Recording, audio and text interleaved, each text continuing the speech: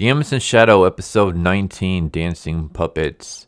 One more episode to go, and then this season will be done. So yeah, we got some good news, and we got some bad news for this episode. I'll get to that a little bit later, though. Let's just jump right into this. So we start off with Iris, and she's practicing for her fight. And we just get a bunch of flashbacks of her, like, growing up, of her defeating foes left and right, and the people believing that Iris is going to, cheering her on. They believe that nothing can stop them as long as Iris is around. Basically, she's, like, very determined to prove herself and her power. And she's going to stand up to the divine teachings because her father refuses to do anything about it. And then we cut to Cid, and he's sitting in the VIP section. And he's drinking coffee, and he's basically talking about how great it is to be in the VIP section. Basically, you ask for anything, and the maids will get it for you for free. And that's when Iris shows up, sits next to him, says that she likes the smell of coffee, but she doesn't like the taste. So Cid says, hey, why don't you just put in a bunch of milk and sugar and basically turn it into coffee milk? And she does it, and she really enjoys it. I will say that that's basically how I drink my coffee. I don't really drink much coffee anymore because of my anxiety issues. But before that was a thing, I used to be a whore for coffee. And yes, I'm one of those people that I can't drink coffee black. I have to pour a bunch of cream and sugar in it. I like sweet coffee.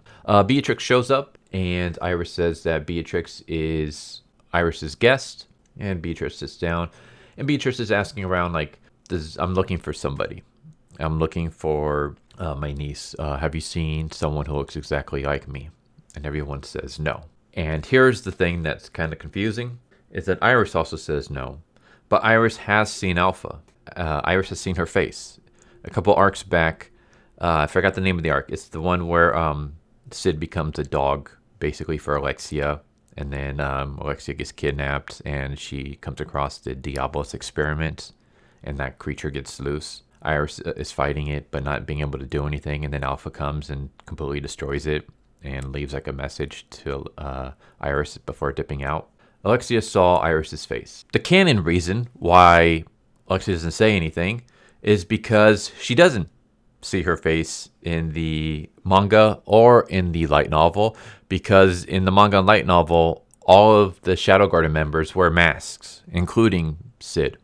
Everyone wears a mask. Iris, while she saw Alpha was wearing a mask, so she has no idea what Alpha looks like. But for some reason, they decided not to have Shadow Garden members wear masks in the anime.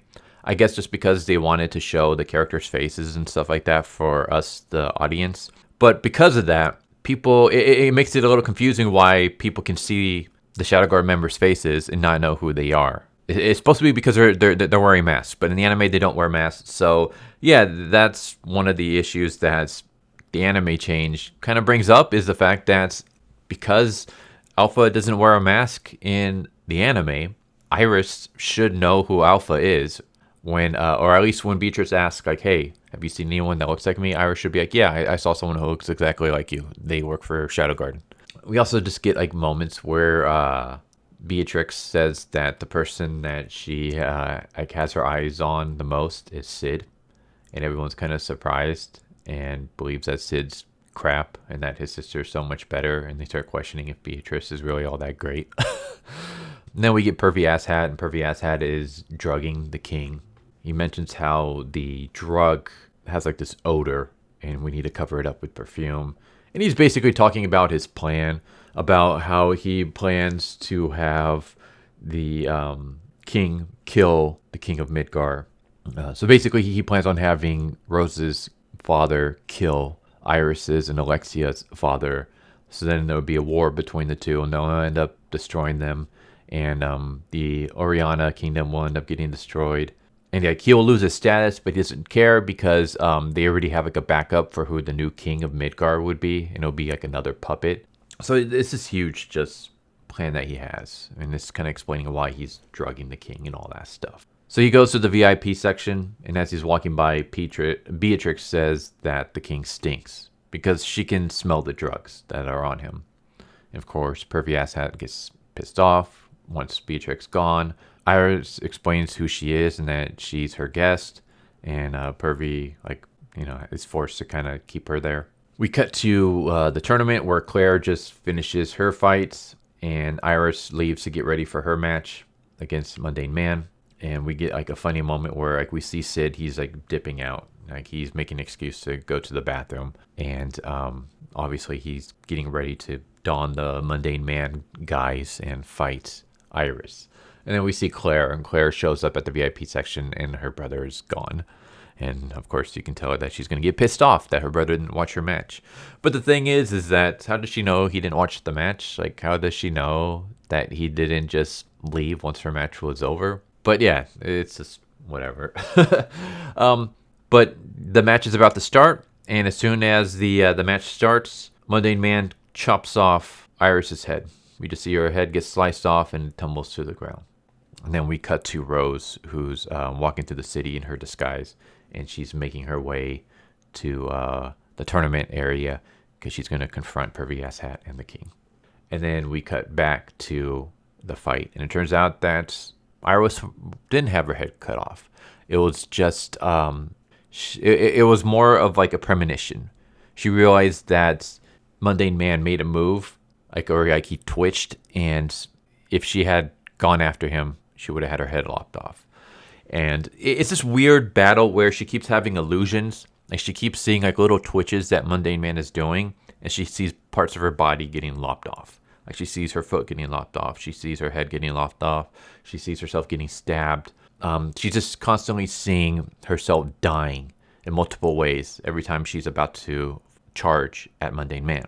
And throughout all this, she's having reactions. Like she's stumbling backwards. She's falling to the floor. She is freaking out kind of. And she starts hearing the audience behind her. And the audience is basically saying, like, what's wrong? What's going on with Iris? Why is she not fighting? Is she weak? The audience is basically doubting her. And that kind of gives her resolve to push down her fears and charge at Mundane Mann. So she unleashes her power, charges at Mundane Mann. And as she's charging, she realizes that Mundane Mann has never taken his sword out. Like she keeps seeing that Mundane Mann with his sword out, but he never took it out. So it's like this weird like illusion, but it's not an illusion. It's just his skills are so great that she's already being defeated by just imagining fighting against him. But she charges at him. He dodges, grabs her by the face, and then just smashes her head into the ground. And then he puts the sword to her neck, and that's it. He wins. He easily just beats her. And everyone's kind of shocked, especially Pervy Asshat. He can't believe that Iris lost in a single move. Beatrix, seeing Mundane, starts getting excited. Like she wants to fight him because she realizes how strong he is. And that's when Rose kind of shows up. A little bit before, we saw Rose entering the area. She's like making her way towards the VIP section, and all the guards are dead. All the guards that were protecting Pervy Asshat are dead. And Shadow Garden is there, and they've killed all the guards. They've grabbed all of the citizens and just tied them up so they'll be out of the way. And Rose sees Beta and Shadow Garden, and Beta says, "Go do what you must do." And so Rose takes off her disguise, goes into the VIP section, marches up in front of the king, and basically apologizes. She apologizes for what she's done, and she apologizes for what she's about to do. And the king says, "It's all right. Like, I forgive you for everything you've done and for what you must do. Go ahead and do it." And of course, Pervy Asshat is pissed off because he didn't tell the king to do that. And that's when Rose charges and stabs the king and kills him. So Rose kills her father. And this kind of throws all of Pervy Asshat's plans out the window. And he gets pissed off. Rose is about to put her sword to her neck. She's going to kill herself now that her job is done. And that's when Pervy Asshat sends a bunch of his guards that he had hidden, that Shadow Garden, weren't able to get. And they all charge at Rose, and they're about to kill her. Or at least maybe, I'm assuming that maybe they're just going to stop her. I don't know why they would try to kill her if she's already about to kill herself. I think they want to stop her. When Mundane Mann breaks through the window and he slices all of them and kills them all. And then he reveals that he's not really Mundane Mann, but he's actually Shadow. But as he's about to say, "I'm actually Shadow," he gets interrupted by Rose, who calls him the stylish bandit slayer. And we just have this funny moment where Cid is like, "What?" And Rose explains like her. We have like a flashback where Rose was kidnapped and by a bunch of bandits, and they like, had tied her up and put her in this shack. And Cid showed up. This was before Cid had his shadow guys. He was still trying to work on his like what he was gonna do. Like he was still trying to come up with a name. And so instead, Cid was just wearing his regular civilian outfit, and he had just like a paper bag over his head with 2 eye holes cut out. And Cid's just going around killing all the bandits, laughing with glee, just cackling maniacally, and saying, everyone who runs away is a bandit. Everyone who stays and fights is a veteran bandit. Basically, he's just coming up with an excuse to kill everybody. And so he kills everybody. And this is kind of just another moment that we had in like one of the first, was it? No, not the first episode, the second episode, where Cid was going around killing bandits just so he can get money, so he can fund his chuny operations. So, yeah, he's going around killing bandits, and he's making excuses to kill them.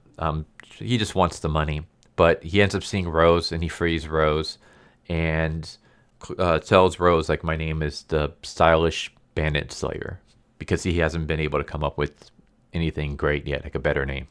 And this is like when Rose, like she saw his skills with the sword, and that's why she took up fencing in the first place and all that stuff.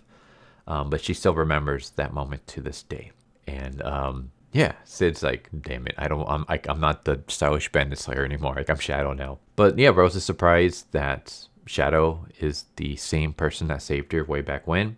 And she realizes that like even, when he was young, he wasn't afraid to fight against evil. And that's when Shadow tells her, like, your fight isn't over yet. And Rose stands up and she leaves. Like she rushes away instead of killing herself. And Pervy Asshat tries to stop her, but all of his men are killed by Shadow Garden members. And Cid rushes at him. He's going to kill Pervy Asshat when Beatrix shows up. And she jumps in front of Shadow and she clashes swords with him. And she's not doing this because she wants to save Pervy Asshat. She's just doing this because this is her perfect opportunity to fight against Shadow. And she wants to fight a really tough opponent. So they clash swords. And as they're clashing swords, Pervy Asshat uses this chance to escape. And that's how it ends. Oh, and we also get an end screen with Best Girl Delta.